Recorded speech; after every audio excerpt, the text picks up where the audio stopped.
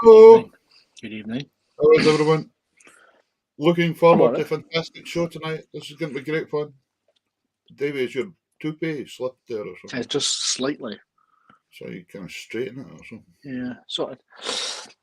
Okay. You can get Gorilla Glue is really good. It keeps it in place. What am I doing, gorilla? Ladies and gentlemen, good evening, wherever you are in the world.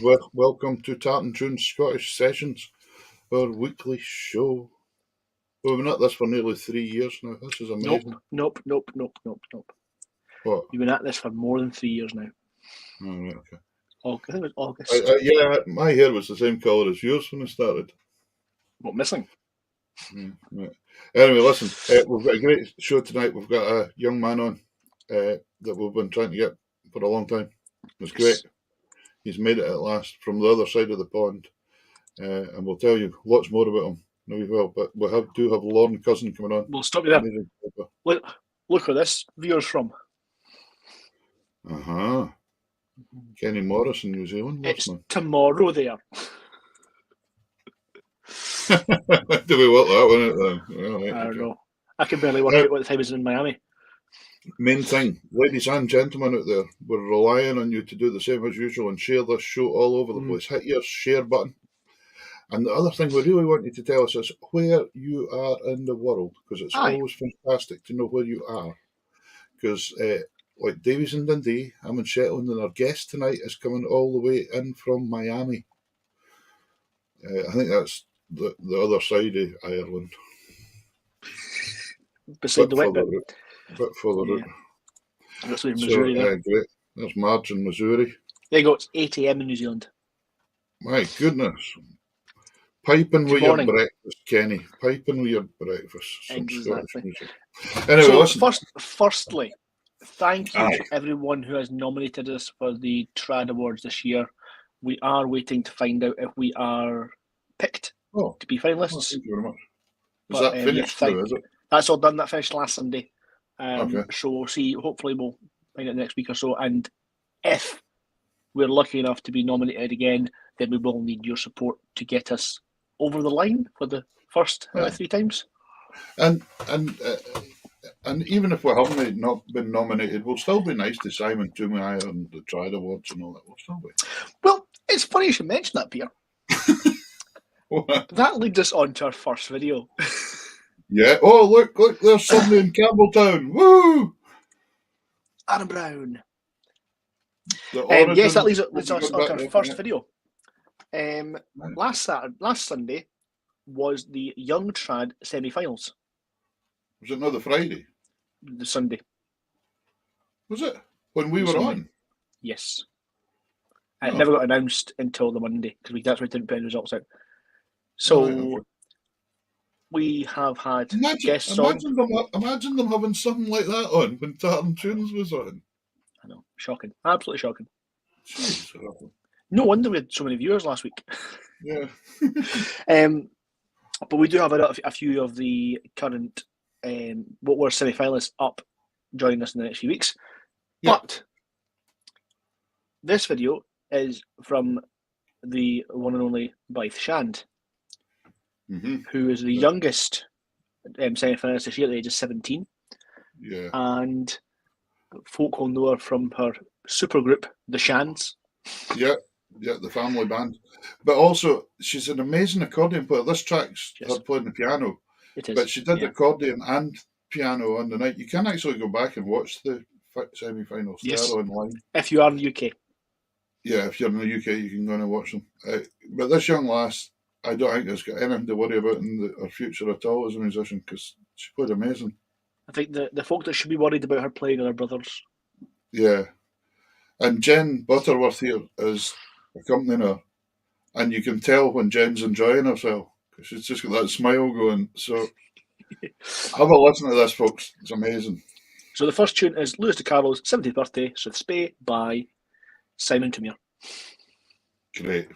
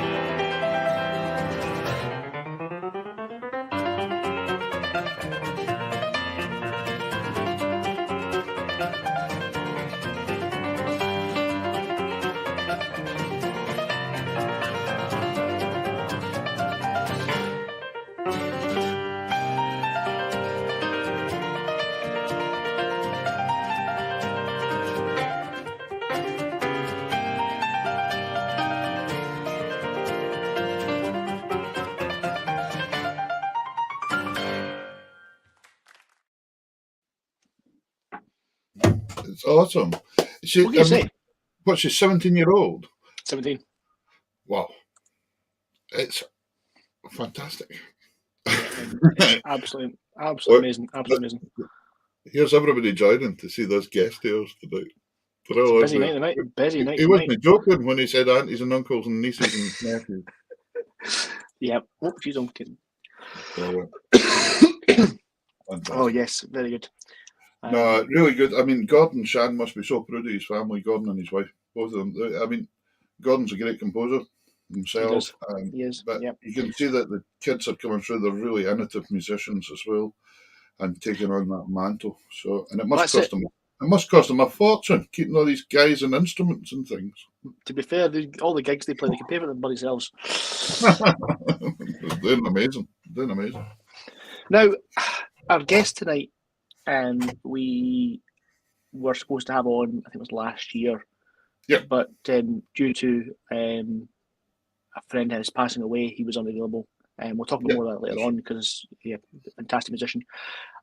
So, yeah, tonight we have, I was going to say Campbelltown's answer to, I don't know what the question was, to be fair. Campbell, we have probably the most recognised piper that's not recognised after this tour.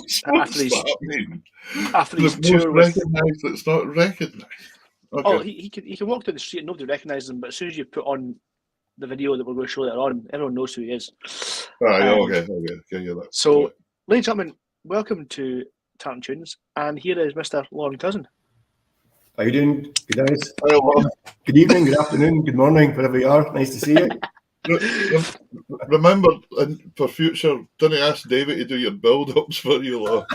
I know, unrecognisable. It's the hair changing colour. I think that's what it is. Do you want me to show the picture again? I'll show the picture again. No. Nice to see you guys. Thanks for having me on. No, thanks for joining us, Lorne. We really appreciate it. Let's get started. Let's start at the very, very beginning. Born and bred in that peninsula of Kintyre. Yes. In that lovely piping town of Campbelltown. Yep. And probably played with one of the most well-known pipe bands ever at the time in the late 70s. Thanks to is it Paul McCartney? McCartney. Yes, McCartney. Something like that, yeah. Some of you might have heard of him, yes. I think he's a farmer, isn't he? Yes, amongst other things, aye. So, Lorne, tell us about your... He played in a wee skiffle group for Liverpool as well. That's right. Yeah, so, Lorne, take us into the very start and how you kind of got going with piping. Yeah, well, I was very fortunate. My grandfather, Murdo MacLeod from the island of Lewis, he was living in Kintyre. He was headmaster in Southend Primary School, and he loved the pipes. He didn't really play a lot himself, but he loved the pipes, and I think that's where I got my inspiration from originally, was from my grandfather. And as I say, I have his pipes now. I inherited his McRae pipes, but I started learning, kind of listening to him at home, and then also as a wee boy, the Campbellton Pipe Band used to play up and down in the street, and I would go up and listen to my dad's shoulders. And I think that was also the big inspiration, seeing the band and Ian Lang, the drum major, out the front, throwing the mace. And it was a wee boy's dream, really, at that age. Do you know something, Lorne? I think my experience was very similar, seeing a local pipe band marching about, just playing on a Sunday afternoon in a town square or something. Yep. I don't think that happens enough nowadays. All the big bands are all competing in that. There's hardly any bands marching about just going and doing something in a town centre around. Yes, I know what you mean, Peter. As a wee boy, you could hear them coming, and it was exciting. You could hear them coming around the corner of the street and then down the street. And then the mace would go over. Ian Lang was amazing. The mace would go over the bunting. He was famous for that. Throw it over the bunting, and it was great. The excitement to kill. If you had a good drum major, you were going down the street, and if they could put it over the bunting, with cheers that went up for the crowds. That's right. And it's not the going over the bunting. They're cheering for us to catch at the end. Aye, he was amazing at it. And my good friend Ian Campbell, and the Renton boys, they've carried that on. They were taught from the same lineage, and Ian was great at that as well, throwing it up and then catching it and throwing it up and catching it. It was great to watch. We had a boy in one of my first pipe bands that was very good at throwing it up, but not so good at catching it. And I'll tell you what, the feather bonnet came on as a useful device for saving injury a couple of times in various guys. Saving red face. But I think that was the inspiration. Originally, I was seeing my grandfather and then seeing the band in the street. And I was very fortunate. I started with Pipe Major Tony Wilson, who was Pipe Major of the band at the time. And I didn't, of course, I was too young. I missed the Mull of Kintyre recording. I think I was just starting with Tony then at his house on the Chanter. That would be 77, 78. And I would go to his house every day after school, and then the old band hall in Castle Hill on the Chanter. And in those days, you were on the Chanter for a long time. It was 2 years before I got a set of pipes. Mm-hmm. I think a lot of them maybe nowadays start a lot sooner, which is maybe great, but it was almost 2 years before you get a year and a half before you get near a set of pipes. So I was well over a year before I got near a set of pipes. Yep. And then maybe I was too long. Far too long. Didn't practice, that's my problem. But then, of course, at the same time, as a wee boy, the Mull of Kintyre thing was going on, and it was huge. You would go on holiday and you would hear it in the continent. And answer me this, Lorne, in case you might know the answers. I heard a rumour that the band accepted a minibus as payment rather than royalties. No, I don't think so. No? Because I've never seen a band with a minibus, so... There was no minibus. We've never had a bus, no. It's a Tartan Tunes exclusive, folks. That's just quashed that completely. That rumour that's been going about for decades about that minibus that nobody's ever seen. No. Fair enough, that's that question, isn't it? But yeah, you would hear the record all over the world, and of course it was #1 at Christmas, wasn't it? It was the biggest Christmas hit, and then Mike Garwood show. And I was just a wee boy. I was just learning the Chanter at that stage. But my father was actually McCartney's vet, so my dad knew Paul in the town. Did he not have a doctor like everybody else? No.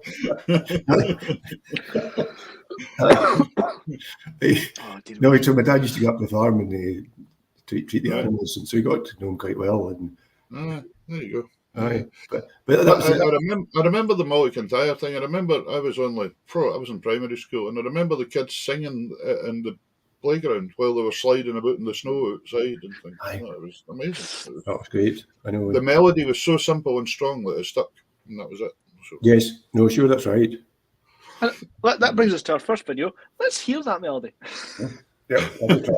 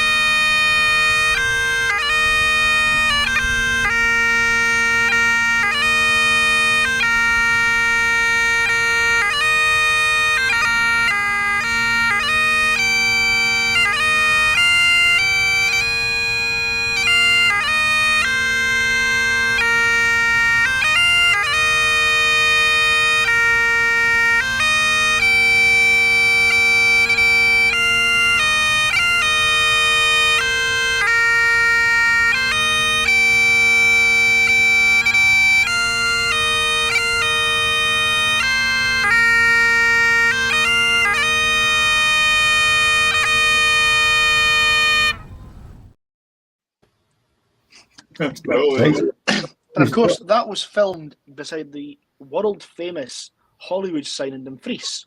That's right. It's actually superimposed in the back. It was actually in the back garden. So that, as folk probably recognise, that is a rather old style video. So what year was that you recorded that? Can you remember? 2008, 2007 is when I moved to LA. So that was when you moved to LA. Yep. So, yeah, and it's iconic as a melody as well. Rosina. But who wrote the melody? Out of interest, was it Paul or was it Tony? I don't know, to be honest. one of the boys in the band could tell you that. I know Tony wrote it out on the pipes, transposed it, because when Paul wrote it, it was in the wrong key. Yeah. And the boys will tell you this. It was G.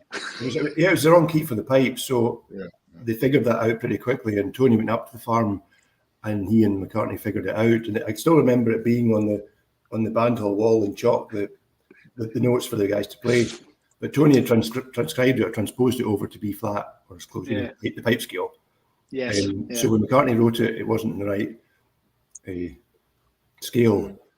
And then, it's a lovely melody. And then the band recorded it themselves on their own album afterwards. Yeah, but I think fair to say with this, when we're talking about Kintyre and District Band as well, was it Campbellton Pipe Band at that point? It was, Peter. It was Campbellton Pipe Band then, and then about in 1985, Tony and a lot of the boys formed Kintyre District Pipe Band in 85. Yep. And I think it's fair to say then that even though that was it's kind of like a showpiece, isn't it? I mean, the original Mull Kintyre thing. But to give credit to the band and Tony, the band raced through the pipe band grades right up to grade 1. That's right, Peter. Which was amazing. And you were playing with them by that time. Yes, yep. We started in 85, and we were in grade 4 competing, first in 86, and then we went up 87, 88, 89, 90, and we had a few good major championships along the way. We won the British and European in grade 2, Cowell a few times. It was an amazing band. So would that make it the second pipe band to do that kind of up? Because the Vale was the first, wasn't it? The first band to go from grade 4 to grade 1. I think, one after the other. Vale and ourselves, Inverary, I don't know what they did, but the Vale and ourselves are the two that I knew had done that in history. Yeah. I think Inverary sat 1 year, did they not, in a grade rather than jumping straight up? I think that's what happened. I'll remind Stuart of that when I see him. I'm not sure. It's a good buddy of mine. I think there was something to do with Novus Juvenile and all that. It was all to do with that. But quite an achievement anyway for the band. We were talking about it before we come on air, and you were saying yourself, in these days, to hold a grade 1 band together that was practicing at the bottom of the peninsula in Campbelltown, I know, miles away from anywhere, was quite a feat, because I mean, to hold together 12 pipers and a drum corps. I know. But to be fair, there was nothing else to do. Well, there was a cinema, a famous cinema in Campbellton. No, that's true, Peter, because it used to be quite a thing if we got 12 pipers together, and to get 12, that was the max. To get 12 to go to Cowell or the Worlds was amazing. And I remember Tony saying, we won Cowell a few times, and somebody said to me, "You must be the proudest man in the world today." He said, "Why?" "Because you won that with 10 pipers around you that you taught yourself." That was a great feat. He said, "I never thought of that." But he had, he taught the band himself from scratch. Now you mention it. Yeah. I mean, there can't be a band in the world, hardly any that happens nowadays. No, nowadays, that's right. A pipe major, so everybody's floating about everywhere. So.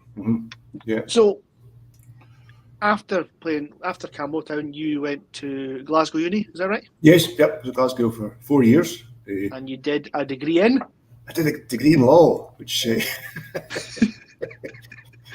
a bit of a step in the opposite direction to what you currently do, which we'll talk about. So why law? Why do you not follow your dad's footsteps and go into veterinary school? I did think about it. I used to enjoy working in the farms in Kintyre. I used to go down the farms working in. I did think about it, but then I was given the chance to work in the law office in Campbelltown, Stuart Balfour's, and I did that, and I quite liked it. It was warmer. It was warmer, that's right. Less heat. Yeah, you didn't have to put your hand up animals' backside and things like that. But you know something? Over the years, when I used to play in Edinburgh with Cayley bands and dance bands and things, the wildest nights we ever played at were the vets uni nights. Oh man, they were the wildest by far. So you probably went, and I suppose law is a good degree if you ended up staying in a city and you knew what law when your neighbour starts complaining about you practicing the pipes. I know. So how long did you practice afterwards? About 10 years, David. 10 years. 2 years in Inverness and about 9 in Edinburgh. No, I loved it. I enjoyed it very much. And that we're going to just going to jump to another video. When this one was in New York, so that would have been not long after the first video, probably. Can you remember what this was for? Was this a yes promotion shoot thing? It was Tartan Week. In New York, of course it was.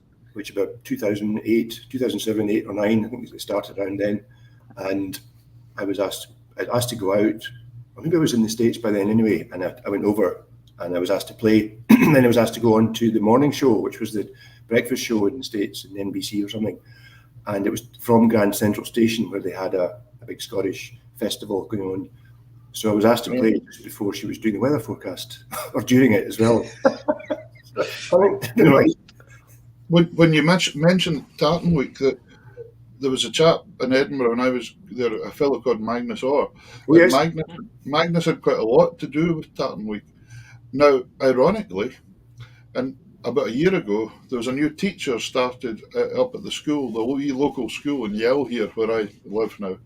And she said, "You might know my brother." And it was Magnus.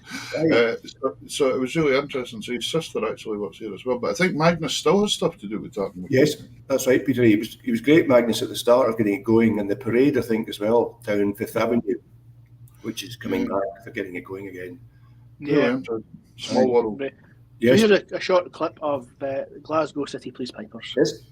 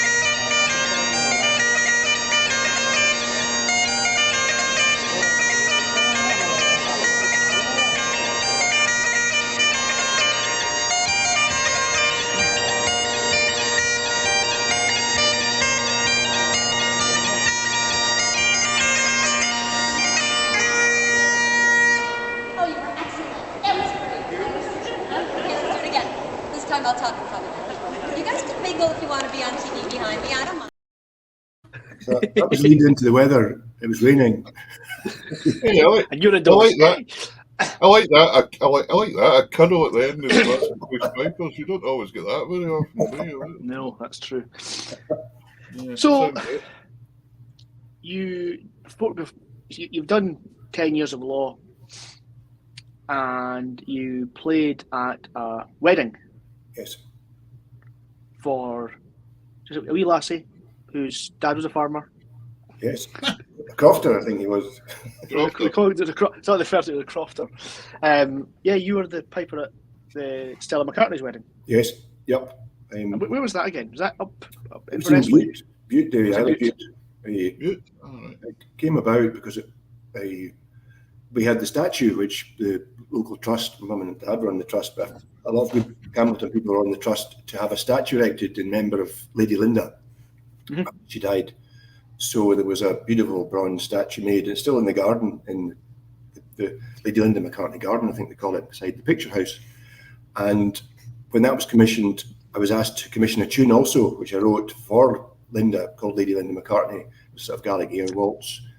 And then Stella came to the unveiling, and I played it for her. And then about 6 months later, she said, "Would you come and play at my wedding?" Oh, so we're delighted. So that was how it came about. And I did play the tune at our wedding as well. And so I played at the wedding at Isle of Bute. And I also remember, you can probably remember, there was a lot of security about it. And it was all hush-hush because nobody knew where it was going to be. Mm-hmm. And it was top secret. Some people thought it would be in Kintyre. Some people thought further up north.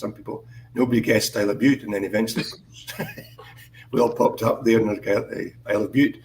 And they asked me to get the pipe band that played on the track with her dad. And I said, well, that was the Campbellton pipe band. So I said, well, can you get them, please, for the wedding as well, so the band can play at the wedding. And I remember going to see Charlie McMillan, who was a pipe major at the time in Machihanish. And I said to Charlie, I'm not allowed to say, Charlie, who it is, but I've been approached by someone at the moment to ask if you could play at a celebrity wedding with the band. But I said, I can tell you more later, but I can't tell you at the moment, unfortunately. He said, well, that's great. I remember Charlie, we were laughing afterwards. I said to him, it's the 30th of August. He said, oh, no, that's Cowell, we can't. And I remember we were laughing after Charlie. We said, well, I told him who it was afterwards. He said, all right, okay, well, we'll make it happen. So we won't do Cowell then. Well, as it turned out, the band did, because the Campbellton pipe band, the Cowell's a big deal for us, and for Kintyre. It's a big deal to go to Cowell. It was always traditional. So I was glad that actually the band got to do it. The band went to Cowell and competed, and then they were picked up by bus and taken straight after off the park to get to the wedding, and then played at the wedding. So it worked out. It was great. Had that been the same day as the Worlds, it'd be a lot easier, harder. Well, Cowell to get to Dunoon to Butte, wouldn't it? Shouldn't have been just too bad. Really. No, that's right. It wasn't too bad actually. Yeah, so I took the bus round. Yeah. So the band played at the wedding, and I played it on my own, and then I played along with the band, and the band played at the reception afterwards for all the guests. Fantastic.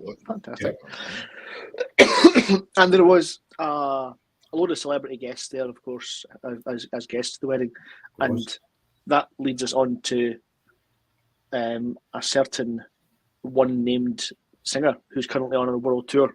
Yes, yeah, she just finished the mod. And she's on the world tour now. The Gaelic song? Yes. Well, that's right. Madonna was there. There was quite a list. I remember it was like Sting was there, Trudy, his wife at the time, Chris Martin from Coldplay. There was quite an A-list guest list. Well, Paul McCartney was there himself, of course. And I remember, so. Yes. He's probably paying for it. Can't make it. I think he was at Cowell earlier, and then he was the chieftain that year.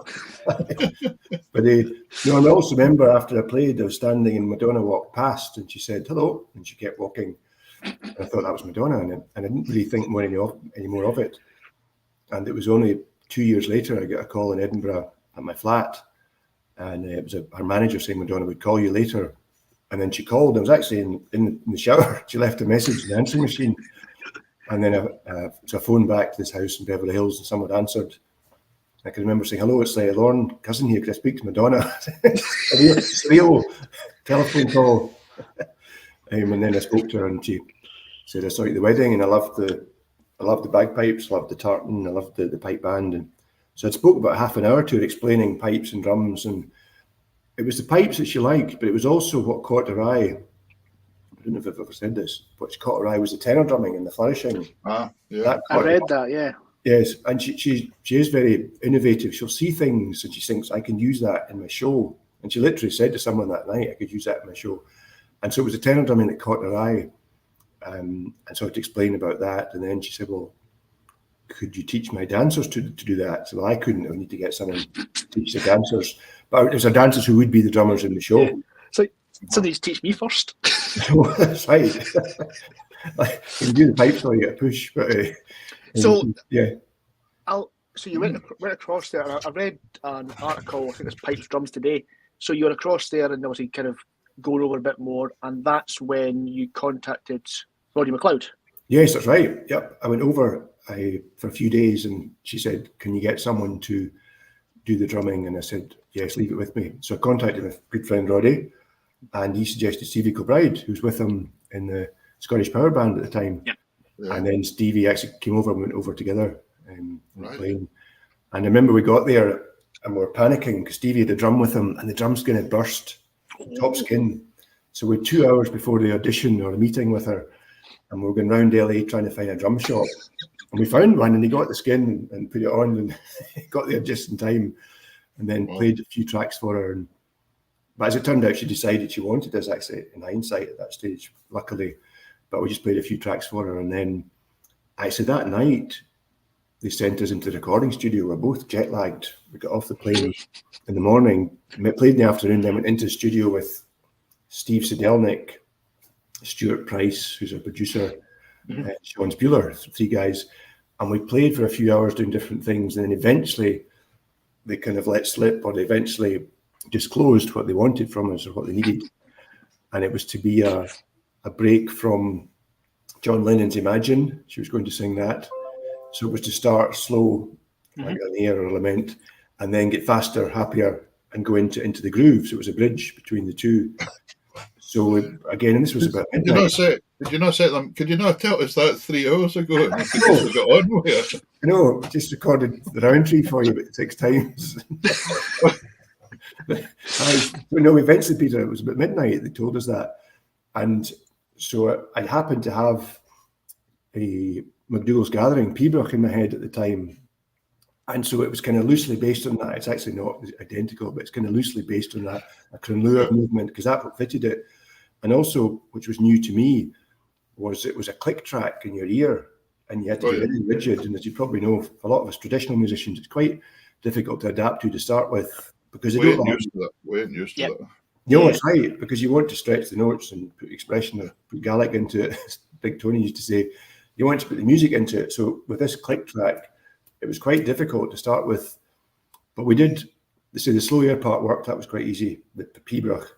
And then I tried a few different things, and as it transpired, Susan MacLeod worked, because that fitted the time signature and the tempo. So you know the click thing, though, that's really interesting when you say about it. When you try it to begin with, it seems near impossible. Yes. But you can get used to it, and you can start pulling notes back and forward, like you're saying. You do start to get there. It's a bit amazing, but it takes a wee bit of doing. It does, you're right, especially for the faster tunes where it's just... Yeah. But you're right, you can eventually. So that Susan MacLeod worked, and it got faster and more up-tempo, and then went into the groove. And then we sent it to her that night, and the next morning we got the word, yes, she likes it, she loves it, that's great, the tracks are great. But then she came back in the afternoon, because she's very involved in things herself, very hands-on. She'd listened to it, and it was too clean, because myself and Stevie had played over each other, myself 6 times and Stevie a few times, but maybe fortunate, it was maybe a compliment, but it was too tight, over each other and over yourself, playing yourself. She wanted to sound, because it was supposed to sound like a pipe band, so it was me 6 times. So what they had to do was they tweaked it and put the tempo off and the pitch up, so it was slightly rougher. And then for Stevie, she asked him to play an old rope drum over the top of it. So eventually with snare drum, tenor drum, and old rope drum with the side sticks. Yeah. Like so pipe band. Is this the excuse you're giving for the recordings? Yes. Very interesting. I remember, and it was before I joined Scottish Gas. They were Wilmot and Danderhall, and they got the bit to do in Chariots of Fire at the Highland Games. Yep. And the same thing happened. They turned up all tuned up and everything, and the producers came out and went, "No, a pipe band wouldn't have sounded or looked like that 40 years ago. What are you doing?" So they kind of roughed them up and flattened a few canters and detuned a few drones and things. Yep. So I'm not sure where this was, but here is. See, one thing, Davey, very quickly, just before you play this, I'm trying to think of Donald MacLeod writing this famous Strathspey, thinking, I bet you Madonna uses this someday. You don't put this on the cards. It's fate. It's fate. Here we go. Here's Getting to the Groove.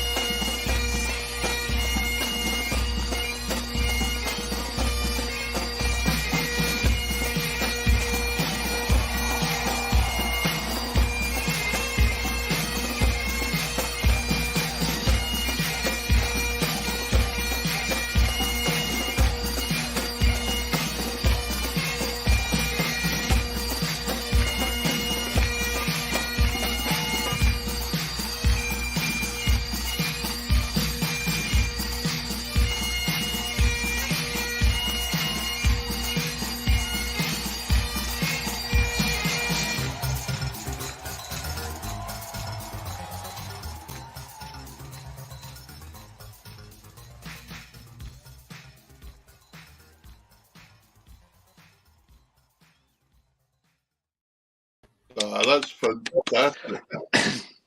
See, I can see where Shot's got their idea for the big turnout now. To be fair, those that don't really know pipe bands won't realise that snare score is actually the same as what Scottish Power played that year for Susan McLeod. Sorry. No, it's amazing. I remember Stevie saying when he got there that the dancers, they were so dexterous or skilled because they had to do rifle drill for one dance, they do tango and salsa. They did all the dances with a different theme for each. And he said within what were they guys must have thought when that came along? They thought, oh no, what's she thought of this? I know. Well, Stevie worked with them, Peter, every day. It was like literally day and night. And he said he had them up to grade 1 standard in 6 weeks with the flourishing. Amazing. Yeah. Can I ask a question though? Yep. Was it Stella that did the outfit? No, I can tell you. This is no secret. We gave Madonna swatches of tartan, which one she wanted to pick. And she set it on Mackenzie, dress Mackenzie, because there was white in it and it would catch the light. Yep. So she had a hand in everything. And was there a reason one of the viewers has put on there, what's with the length of the kilt? I was waiting for that. It took that long to come in. You wouldn't wear a kilt that length in Shetland, by the way. You would be last seen in Iceland or something if the wind caught you. That would be No, I had a chat with her about that, but she said, "No, I need everyone to be the same as the dancers." So it was raised to say, "Oh, it's okay. Well, I'm not." That's what I'm as long as the showmanship. I've tried. I've tried. And I came to the conclusion, actually, David, as long as the music had integrity, I wouldn't have done it if it was going to be jokey or pop tunes in the pipes. I remember saying to her, "What do you want?" Particularly for the dress. She said, I want the pipes to sound and the uniform to be like it was 100 years ago. So I wasn't too bothered about the kilts, but as long as the music had integrity and they weren't, and I was quite proud of it, quite happy with it. So was that a tour? Was that a tour that you went on with that show then? It was, Peter. Yeah, it was about 8 months around the world. Aye. Wow. Yeah, we played. I know. I think it was about 1 million people live. We played to. It was 56 shows, and there was about 20,000 each. So it was quite. I remember being in the Madison Square Gardens in New York, and you go backstage, and there's a sort of arch. It's a circular backstage passageway, and all the photos around the walls of the folk that had played there. And it was like Muhammad Ali, Elvis, the Beatles, and then I don't know if my photos up, probably not, but but it was just kind of, it was kind of weird being backstage when that was all there. It was amazing. I remember once when we were playing in Rio, and they put us up in the Copacabana Palace, and it was something similar. There's this wall of all the people that had stayed. Yes. So we went down the street and got a wee photo and made it up and stuck it up ourselves on the wall. We didn't give them any option. Right. I wonder if it's still there. That would be funny. Here's a question for you. You might know the answer to this, Lorne. The song Copacabana, well-known song. Yeah. Mm-hmm. Where is the Copacabana? Rio. No. No, it's a nightclub in Dundee. It's not. It's a nightclub in New York. Right. And that's what it's the hottest spot north of Havana. Oh, I see. Oh, yeah, it's really? north of Havana. Yeah, that's what it's actually the place in New York, just off of Broadway. Anyway, as you do. Very good. Yeah, so you did that, and then you basically moved from there and settled in the States, didn't you? Yes, pretty much. Went to LA just after that. Yep. And I got together with some of the band that were still there. Madonna's band were still there. That most of them lived there. And my good mate Steve Sedelnik, he was Madonna's drummer. Steve has done a lot of things. He played with numerous people down 3 years, but did 2 or 3 tours with Madonna. He's a great guy. And he and I got together with another guy, Sean Spuler, who was our sound engineer, and we produced an album with a band called Dram, which it's kind of prophetic nowadays that I work for a Scotch whisky company. That's what I was going to say. I didn't know that at the time. Foresight. Yes, but so we started playing around with things, and it was supposed to be electronic music, you would call it. But Steve was a great programmer. He did Ray of Light, and he was great with programming and keyboards as well as being a drummer. And so he helped me produce this album with Sean. I think it was called Done Deed, but it was called Dram, the band, and we did a few tracks of electronic piping. And I know we're going to listen to some of that, but just personally interesting, you said you'd done 2 or 3 tours with Madonna. So was the material different? Sorry, I didn't. Steve did. Steve toured 2 or 3 times. And see, when you done the tour with her, was it that bit there you did, or were you involved at other points on the show as well?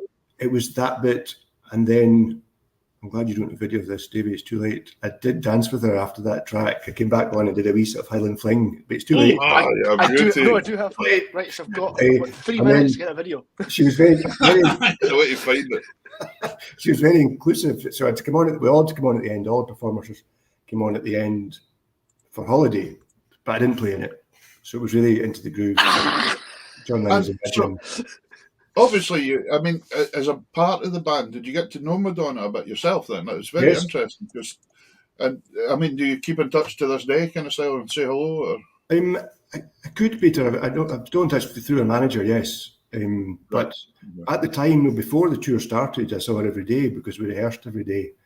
And then sometimes she'd have you over to the house. I was been at the house a few times, and then she was very involved. Yep, she would say she was into the music, she was into the uniforms, she was enjoyed all that. So. Yeah, it was very, very hands-on. Great, interesting. Yeah. So let's have a wee listen to a bit of Dram. Those who are those of a nervous disposition may want to turn the music down. Here we go.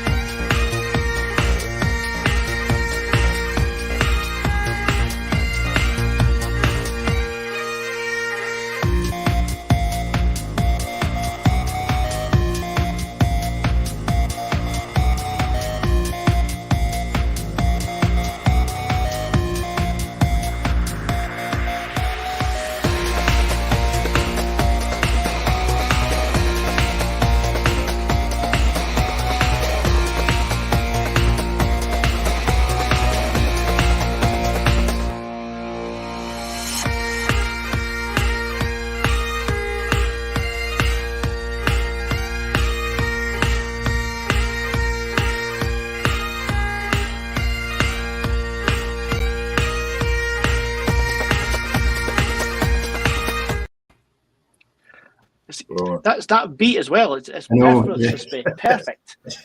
What was that tune anyway? Highland Harry. So without the pointing. The point is there, just yeah. Yeah, but you know something, dance music's dance music. Yeah. And as you say about that beat, it's getting that tempo. And once you've got the tempo, if you listen to any kind of music in the world, there is definite tempos that makes the body dance. Mm-hmm. And it's amazing. Yeah. Yep, that's true, Peter. Because the only way, say if you get a beat like that, a Strathspey works really well with that, but the other way, when you go into a reel, it almost sounds like you're having to play a wee bit fast, you know, or a slow reel kind of stuff. Yes. Yeah. Yep. No, it just seems to work. Interesting. Yeah.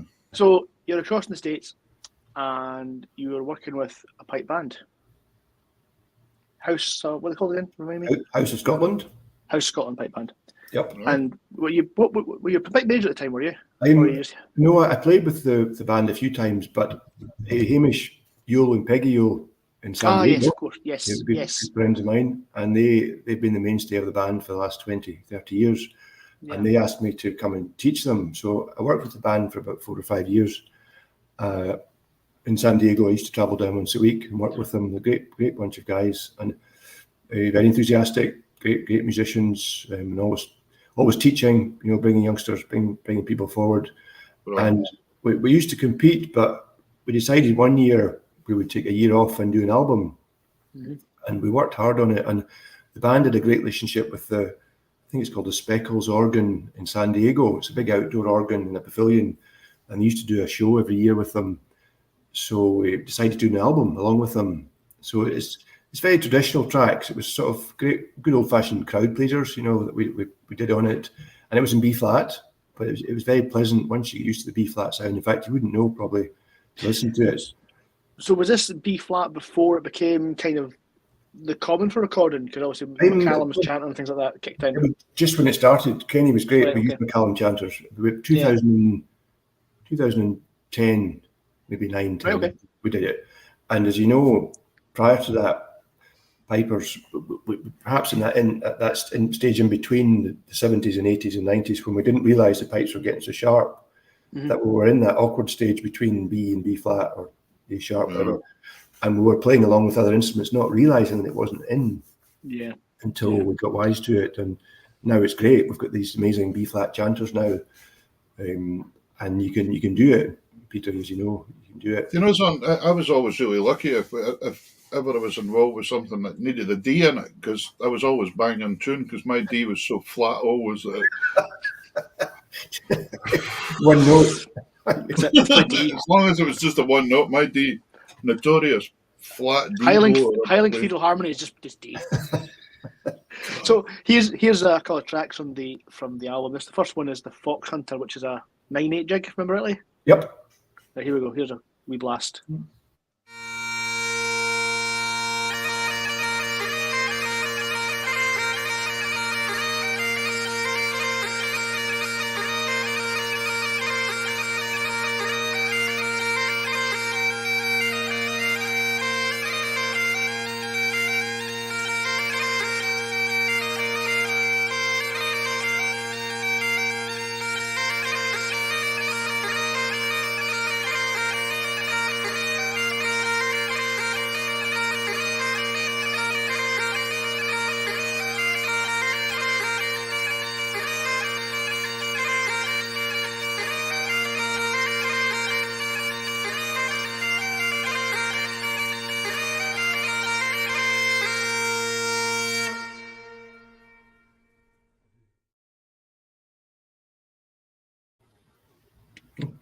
Cool. Is that yourself playing, Lorne? Yes. Yep, it was. Yep. And so the B flat's quite a rich sound. It's almost richer, modern pitches. I like it.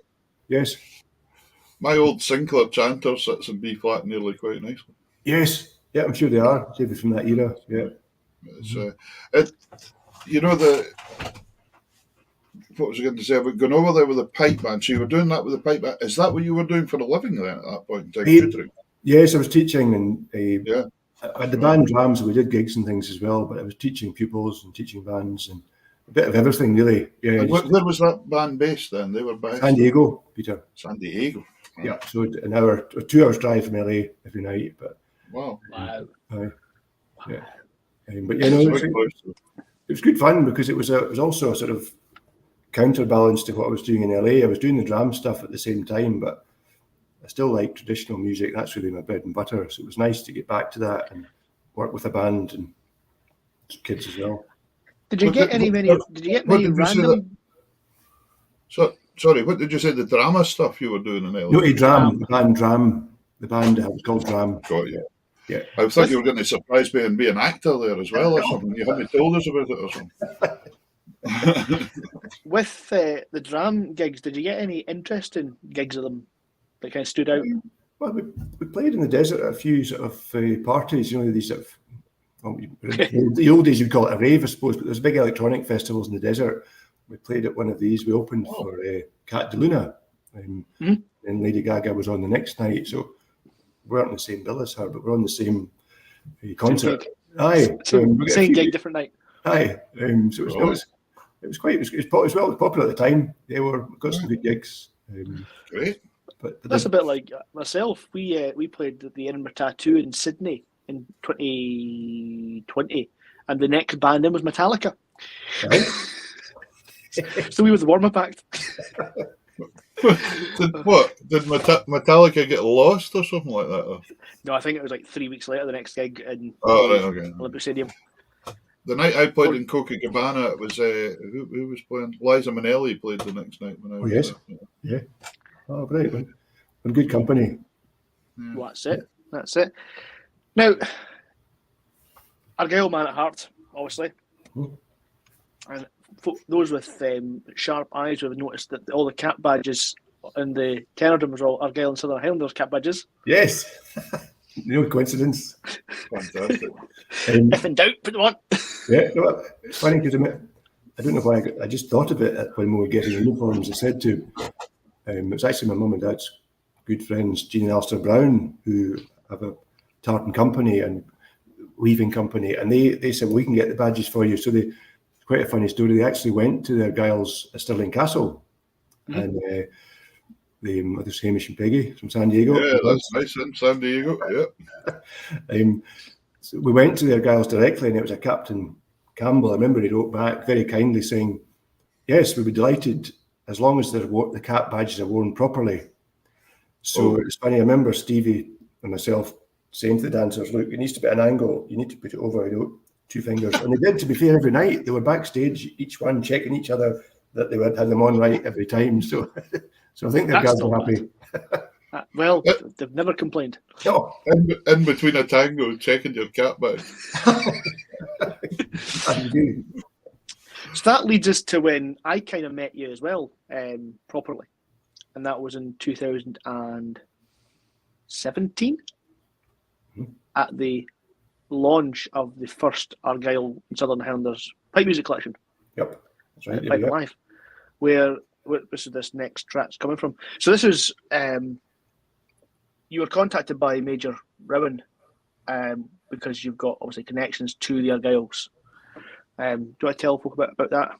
Yes, it was great. It was very fortunate. Gordon's a good friend of mine from Tyree. We grew up together when we were youngsters, playing in the bands and playing around the solos. And I think just happened to mention, it was actually my good friend Donald McPhee mentioned to him that my uncle Hugh McGilvray had been in the regiment in the Second World War from Connell. And they just happened to mention that to Gordon. And Gordon said, well, we want pipers with a connection to the regiment and the county to play. So it's very nice to be asked. I was in good company, and it was kind of came out of the blue and hadn't been playing for a while, so I had to get the fingers out a month, 2 months' notice. But because we're in good company that day, as you know, it was lovely to be asked to be part of that great collection.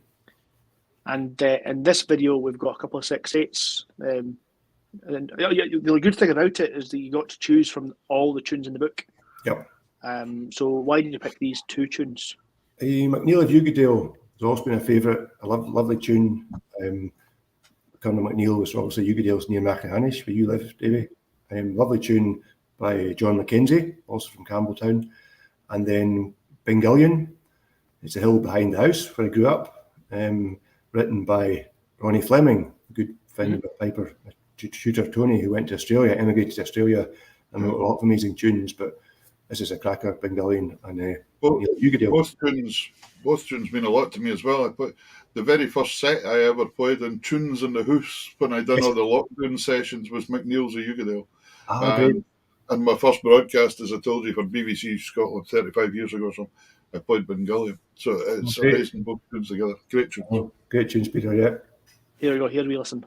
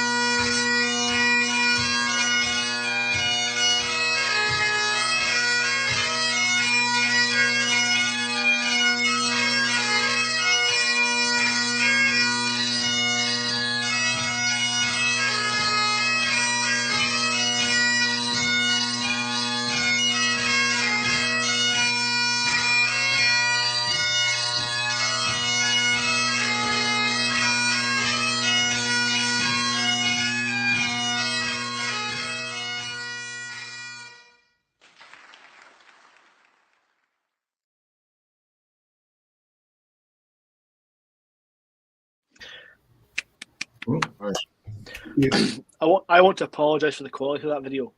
Because it was me that took it. Right.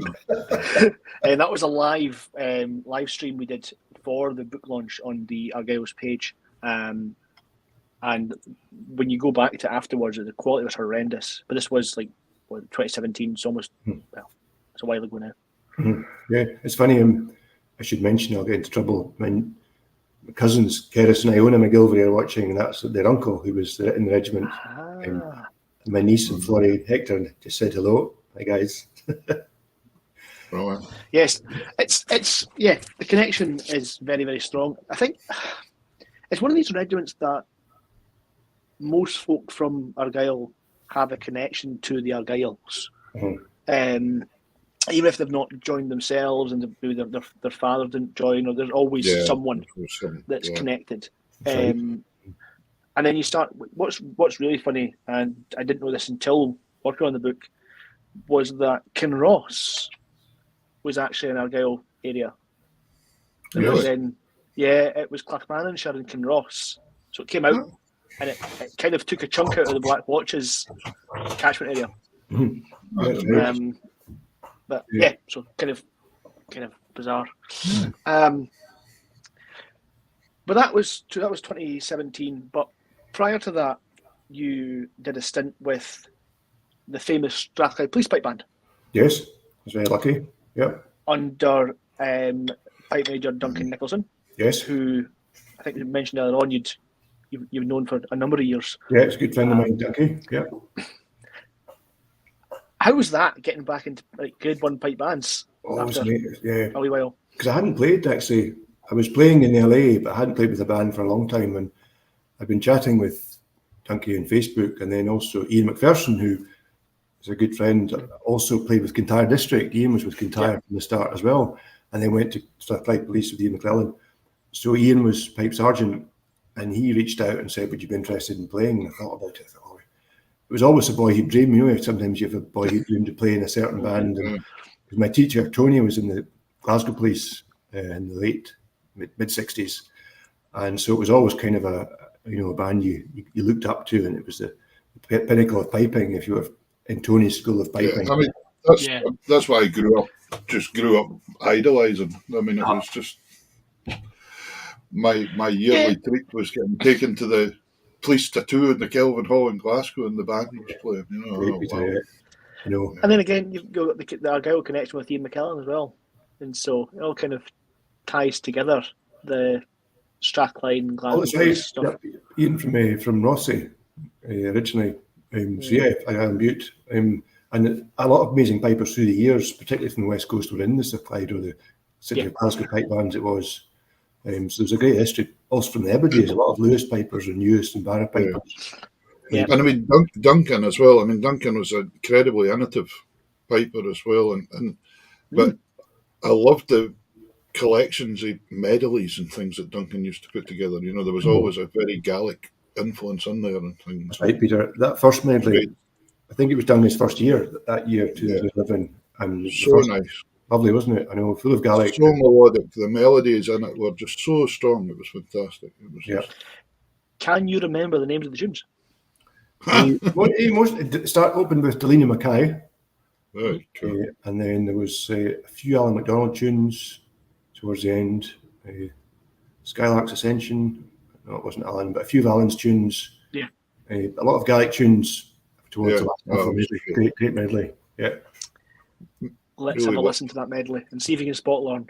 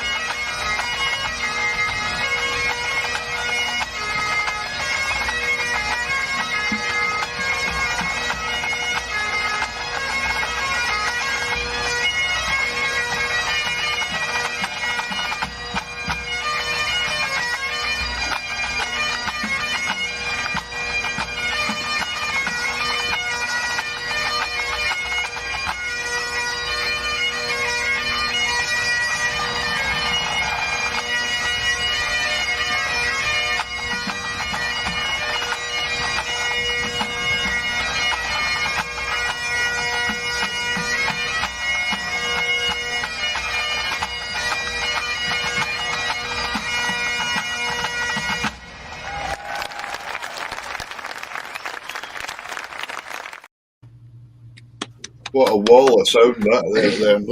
Fantastic. Just say very quickly, David, before we go back into this here, just a matter of it's Kenny Morris that's watching from New Zealand. Has just said my brother's the pipe major of Islay pipe man, and I know Nigel Morris, Kenny's brother. He used to be very friendly with Colin Williams, who was my pipe major, Donald Williams at Colburn's son. They were really pally, and that was when Islay were in grade 3, and so were we bashing about together. So, Kenny, hello, nice to see you joining us. That's great. Great. That medley was fantastic.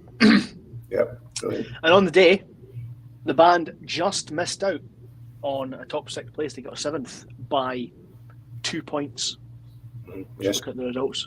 But it's grade 1's always been a tough grade.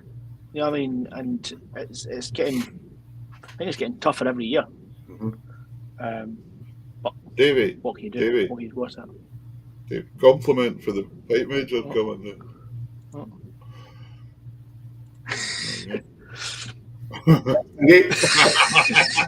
Made the cut. Is this Duncan trying to get a trip out to Miami? You're very welcome. Nice to see you, Duncan. Hope you're doing well. Hope you're doing fine. Yes. Yeah, no, it's fantastic. And the good thing is folk probably don't realise how much of a nice guy Duncan is. Every time he sees me at a competition, he'll stop and chat. Even if he's in a hurry, he'll stop and chat. Yeah. It's fantastic. Lovely man. Lovely man. Yes, so 2011. What happened after 2011? I'm a bit confused where we're on the timeline now. Went still in LA, and Yep. I was very fortunate. I couldn't come back and forth. The travel was becoming difficult, so I stopped playing again for a year or two, and then I got the itch or the bug again, and LA Scots asked me to join. Colin Armstrong, pipe major, good friend of mine, and Scott McDonald, good lad. Scott in particular has been keeping the band going for the last 20 or 30 years, and is now the pipe major, but a great institution.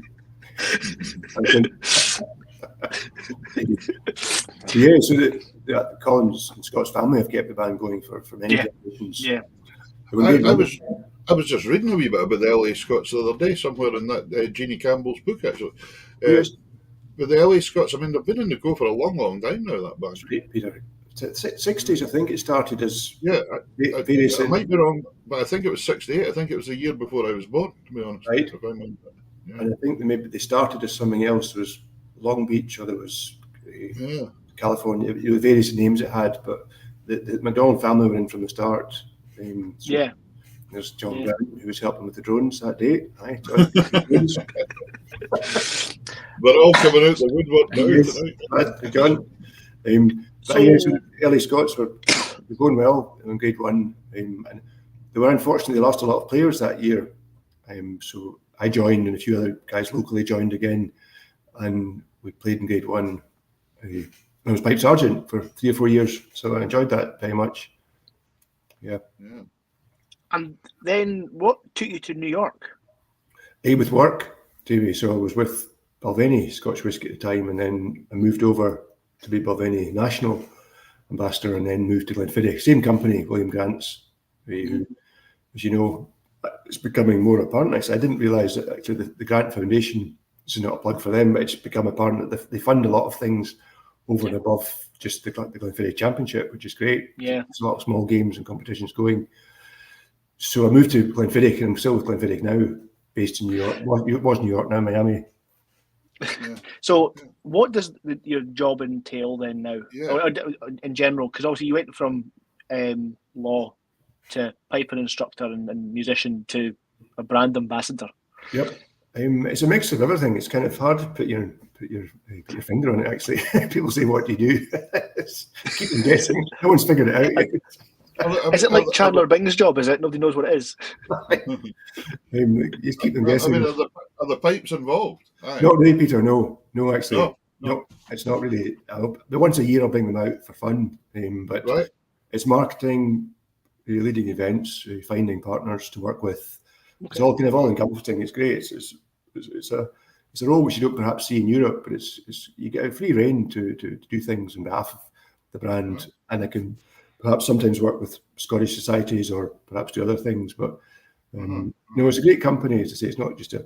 Well, if you ever need an accordion player to come out and play for Cayley's or that for any of these Glenfiddich Scottish societies and Scottish societies, I'll try and I don't actually drink, so I won't be a big resource on the product. So, right, okay. So the product's safe. So, I love you. I'll try and arrange one by the beach for us the next few months. So have you got in your house? You've got 3 taps in the kitchen: hot, cold, and Glenfiddich. Just turn it on. There you go. Cleopatra had milk, and Lorne Cousin has Glenfiddich. If he gets me over there, I might be convinced. You never know. So you've been working in that industry for how many years now? About 10, Davey. 10 years. 10 years of France. Yeah. That's and again, what's the most interesting thing you've kind of had dealt with in that role in your time? Because obviously you've had weird gigs and things. Has anybody kind of turned up and went, "This is bizarre being here with these people"? Well, we got to launch. Nowadays, there's a lot of old whiskey coming out. Maybe 30, 40 years ago, you wouldn't have whiskey over 21 years of age, really. But a lot of the companies have old whiskey now in their warehouses, so we're releasing 30 and 40 and even 50-year-old whiskey. Yeah. Which is amazing, unheard of, because only a few percent, 2 or 3% of the barrels ever make it to that age. So we did a launch in the Grand Canyon, actually, when I just started. And it was a sort of deal for potential buyers. So there was 10 people across the world who had put a bid in to buy a bottle of this Glenfiddich 50, and part of the deal, which we were involved in, we didn't do, but Mahesh Patel, actually a whiskey enthusiast, organised it, and they flew in helicopters into the Grand Canyon, and they had to get special permission from the local tribe even to land, because it was sacred ground. Yeah. We were in drams, but we got permission. Yeah, I was going to say could you give the local, bribe them a bit with some product? I know, but we figured it out. They let us in, but so they landed. So that was on Wednesday, the 27th of February, 2013. There you go. Yes. Sorry, in a tasting of a collection of Glenfiddich offerings that together are valued at an estimated $50,000. A bottle. Yep. Amazing. She was. Yep. So the lucky buyers got to taste it in the canyon, and so that was quite special. But I've worked also with.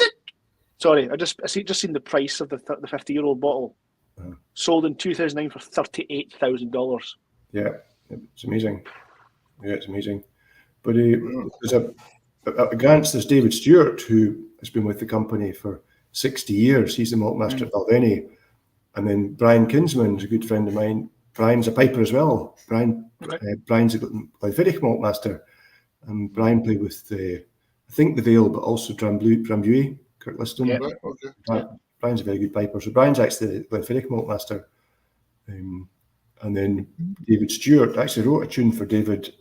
I played it at the Argyle's second launch, Davey, when we did the Speak 2 collection. It's funny you mentioned that. I don't know if you've got that track, but it was. I think that is a clip of the next track. Yes. And it's Stuart Cassell's whiskey as well. Stuart's with a competitor that won't be named. Okay, that's fine. No, Macallan, great whiskey. Yeah. No, I thought he was in. It's amazing all these pipers that are all involved with this. But again, it's national. Stuart's. Although Stuart's a musician, he's also got a degree in business, which he got from beginning of the B. Was it Berkeley? It was in the States. Well, maybe Berkeley. I don't know. Maybe. I think it was Berkeley. Yeah, I think he did a thing a 2-year business degree. Yeah. So yeah, it's not as if they're just handing out like sweeties, Peter. I mean, these folk know what they're doing. See the things I'm learning And tonight. It's not all about Turlachs and throws, is it? No, it's about the drams as well. Yes. The drams. So, as you mentioned there, Lorne, you do a bit of composing. You mentioned earlier on your tune for David Stewart. Yep, no, Stella. before that one. Stella. Before that one. Oh, No, it was Lady Linda. Lady Linda, yes, that's the Yeah, one. Lady Linda. Couldn't remember Linda's name. Yeah. When did you start composing? That was probably the first theory, actually, when I was asked to do it. So that was about 2002, perhaps, around then. Okay. So that was probably the first time. I'd never really aspired to it or thought I could do it. I suppose we're all like that. Some people have an knack of being doing it and can churn out amazing tunes consistently. Sometimes you just have to sit down and think about it. Other times it just comes to you. I suppose we've all written a tune, and then some of them you like, some of them perhaps you don't, and you park them and then maybe go back to them, and they grow on you. But I was asked to write. I wrote one that was the first tune, was Lady Linda McCartney. It was a nice sort of slow air Gaelic waltz type song, and then after that, perhaps the ones that I was fortunate when you were doing the book, Davy, with Gordon, the Argyll and Southern Highlands collection, 2, the second volume. I was fortunate enough to get some tunes in. I wrote a tune I wrote for my grandmother, Mrs. Moore MacLeod of Kilbride, and Sandy's 70th, who my sister Rona's father-in-law, Sandy Robinson, and then the David Stewart's tune for the Maltmaster Balvenie, and then Ansulachan, which was for the Ansulachan Monument in Uig and Lewis, where my grandfather was from, for the Raiders of the area in Reef. So I've written a few tunes. I don't think enough to write a book, publish a book, but a few tunes. There's always somebody want to make a book. Aye. Peter's on his third one. Not quite, but nearly. I must get it out. I must get my finger out. I've got all the material, but I just haven't got round to it, and I really just need to get it to Davy and let him get on with it. Yeah, that's true. So here is a short clip from Argyll's book launch number 2, and you were first on, if I remember right, weren't you? You were first out the gate. Yes. I'll be honest with you, can't remember what tracks. I think it's the 6/8. Okay. So I'm not 100% sure. So let's listen.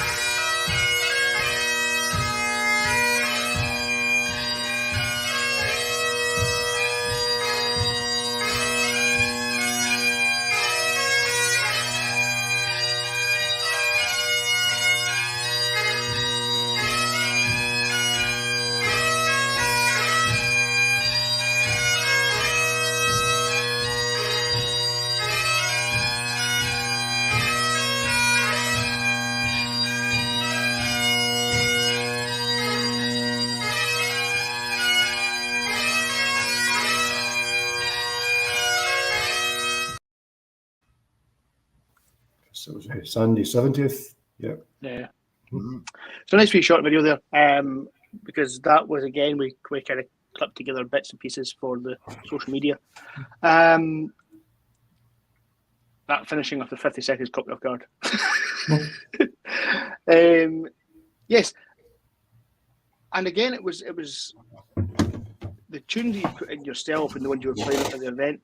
That was due to us from the organisers of the book opening it up to former members of the Argylls or Five Scots. Yeah. Pipers born or brought up in the Argyll and Southern Highlanders catchment area, which covered Kinross as well, or tunes written about or for Argylls or the Argyllshire area. Yes, that's right. Which is also why you. So because I had a tune with Archie McAllister, the fiddle player for Campbelltown, then could I have put a tune in for that then? No. There's a connection, Davey. Come on. If you'd written the tune together, then yes. If it was written for the area, then yes. I'll remember that for the next one. Archie's a good friend of mine. We used to play at Gailey's together in Campbelltown growing up. Archie, great. Leaving Glenurquhart was his theme tune. I never heard him play it like Archie. Great family musicians. Yes, that's right. Alec, his father Duncan. Yep, all good players. I had many's a session with them in the Mishnish and Mull. Yes. Are you getting flashbacks, Peter? Yeah, flashbacks. Very good. So that's when I would have been sampling your product. Yes. So the chance to play your own tunes as well in front of that audience and your peers. Mm-hmm. How was that for you? Because the tunes were picked by the book club that picked all the tunes, vetted everything, and they had the final say. So it's not as if they thought, "Oh, Lorne's coming over, we'll throw some tunes in." They all got put in on merit. No. And there's tunes. There's tunes in that book that are not in that book by more well-known composers than yourself. Mm-hmm. It was very, it's very flattering, David. I put the tunes in and I say I didn't expect the tunes to be picked, but I was delighted when they were. I was very flattered because obviously a lot of well-known composers in the book, but also who was on the panel, picking the tunes. It was a great panel. Ian McClellan and Jim Henderson, Gordon Rowan, Walter Cowan, and Jimmy Banks. Yep. So it was a great panel. And then it was quite a nerve-wracking. The second time perhaps was easier because I played the first year, but the very first year it was only I had a few months' notice, and then I remember getting there, and of course the lineup was great. It was myself, it was Stuart Liddell, Willie McCallum, Angus McCall, Alistair Henderson. Five of us. Five both times, yeah. And then when you got in the front row, sitting there was Ian McKellen, Jimmy Banks, Jim Henderson, Gordon. They're fairly well-known guys, some of these guys. I know, Peter. Well, exactly. No pressure. And David, when you said Walter Cowan there, was that Walter Cowan from Annan? Yes, yep. The same man, yeah. He wrote the March of the Royal British Legion, the 6/8 march. Did he? Oh, okay. Are you sure? Uh-huh. That's not the name I've seen on it. What? That's not the name I've seen on the music. I think it was. The name I've seen on the music, I've literally been looking at it as Jack Cowan. Right. Unless that's Walter's real name. Anyway, sorry. Yeah, different conversation. So it must be pretty nerve-wracking as well from not being on the scene as much as these other guys to then turn up and hold your own. Turn up, I know. I was just thinking the only blessing or saving grace was it's the first time anybody heard the tunes. So if you didn't tune off it, I wrote them. That's I've changed that since we published. No, it's fantastic having that, and if anyone is interested in buying copies of the book and seeing Lorne's tunes, they can get it from the Piping Centre, and they are shipping worldwide. For some reason, there's still nobody out with UK stocking the book, but I think it's because of the size of it. I don't have one to hand, but it's Scotch Guard style. It's a really chunky. Actually, I do have it. 2 seconds. Here we go. Yep, that's it. The size of it. Both volumes are great collections. Fair size chunk. And the one thing that we did do on the second book launch was we had I forgot his name. The most a piper from the Argyles, the current serving, played the Highland Laddie and Campbells Are Coming. Yes. Regimental tunes to finish the event, and as a tribute to those that have served in the Argyles in the past, which I think brought the whole thing to a nice close as well. That's right. Very nice way to finish. Yeah.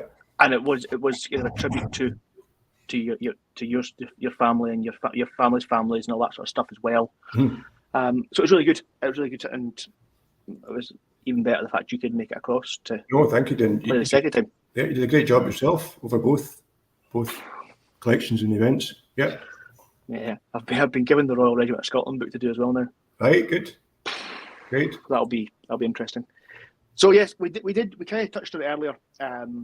Steve Kilbride, your good friend and your colleague during the Madonna thing, and you were scheduled to come on to the show last year. It was last year, wasn't it? Yes. Yeah. Yeah. Obviously he passed away suddenly, and it the timings. But he was a fantastic guy as well, because he did a lot of work for McCallum's in the end, didn't he? That's right. He was yes. basically their drumming aficionado. He was the main man, the go-to man at McCallum's. So Kenny and Stuart won't mind saying that. Yeah. But he did a lot of other things behind the scenes as well, didn't he? Did a bit of kind of setting up of pipes and putting things together and whatever he needed. He arranged the pipes from my nephew Hector, actually. My nephew Hector's a piper now, and he got McRae pipes from Kenny and Stuart, and Stevie arranged that. But no, he was a great guy, great friend, and he was a great teacher. You know, when he worked with Madonna, he got there, and within 2 months he had them up to grade 1 standard. It's amazing. That's mental. Yeah, that was to be fair, it is just drumming, though, isn't it? Wait for the comments. I know. The show was going so well.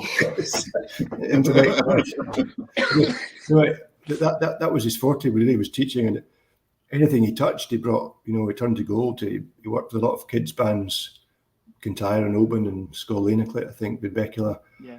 And then the Bagad Brieg, I think it was the Bagad in France, and Shorts and Scottish Power. That was his forte. I loved teaching, and I think Linda, his sister, might be listening. Linda, hi Linda, I'm thinking about you. Anything he touched turned to gold. He was a great teacher and a great friend on the tour, and missed by a lot of people. Yeah, no, definitely. That's Kenny just saying there. Interesting, the French connection there as well.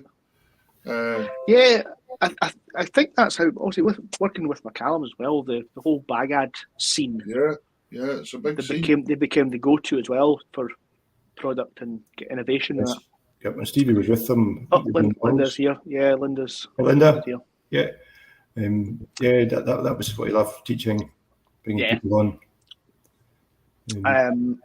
But that kind of brings us kind of full circle for tonight. And you asked us to kind of also to mention Stevie, which is totally an honour to mention him on the show. And you asked for this medley to be played, and that's the Shots 2000 medley, which is it's the first 100, which is a Robert Matheson tune, I believe, isn't it? First 100. I think so. I think it is. Yeah, but it also has the Bellsden Blaine, which I don't think there's a modern slow air out there that can hit the feelings as much as that one, for obvious reasons. So, so we're going to finish off your interview with that. So, Lorne, thank you very much for joining us this afternoon. Yes, Lorne, it's been an absolute pleasure meeting you. I've thoroughly enjoyed tonight. You too. Thank you very much, boys, for having me on. And it's been a great honour to be here. I'm sorry it took so long, but we made it not at all. Very enjoyable. And I say It's been well worth waiting for. Well, thank you, Peter. You too. But I'd like to dedicate this track to Stevie Kilbride. Yeah. And just before we go, Lorne, mind and put some suntan lotion on when you go out in the sun. Yes. I think that's the drums. The sun. Lorne, it's been great having you on. This one's for Stevie. All the best. Thank you, Lorne. Thanks, Good night. Take care.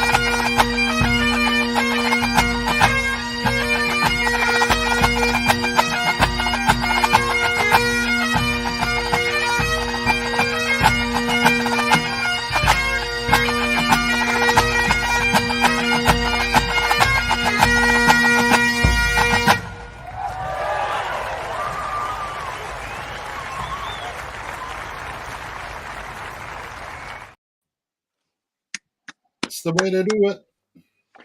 And Lorne just mentioned, if you want to say that Stevie actually played on in that competition, in that medley, and Shots won the Worlds that year. On the back of that. Yeah. Yeah. Great memories. Great memories. Next week. That was a fantastic show tonight, by the way. Never mind next week. I really enjoyed that. It's a pleasure meeting Lorne. Fantastic gentleman. We didn't tell Lorne this beforehand, but since we've started doing this again, we've kind of been looking at the kind of the 1 hour mark. But kind of happy to kind of go with the flow. It's now been an hour and 45. Yeah, we've never done as long a show as this for a long time before. Not for a single person. No. Yeah. Even Robert Matheson was less than this. I think it was an hour and a half. That was it. And there's a fantastic number of you still out there watching. It's been a long show, but it's been interesting. So that's what happens. You put on class, people will stay. Exactly. And I'm back to next week. So next week's a strange one. There's Donald Williams, my old pipe major. He's been sneakily listening there the whole time as well. There you go. Nice to see you, Donald. Next week we have another one of the young trad semi-finalists. We have Juliet. I'm going to say Limoni because I don't know how to pronounce her name. I'm glad you said that. Yeah, I'm going to have to find out. Yes, we'll find out. Fine. Because you're having to do the show your own next week. So you tell me today, yeah? I've known since December. Well, that was nice. I completely forgot, to be honest with you. Yes, anyway. So I might make it on, but I'm not guaranteeing it. Because he's in sunny Pitlochry or somewhere. Dark Pitlochry. It'll be. I am going with the family to the Enchanted Forest. Well, if you get time, you can gate crash in. Why not? I'll pop in if I'm passing. Anyway, I'll pop in. Join me next Sunday night, folks. It'll be delightful to see you. And it's one of the semi-finalists for the young musician. So and she's a cellist. Yeah, a cellist, which is a bit unusual. I don't know if we've had a cellist on the show before yet, but I don't think so. Not sure. We did try and get but yes, another first, I think. So great. So if you can join us next week, folks, that'd be fabulous.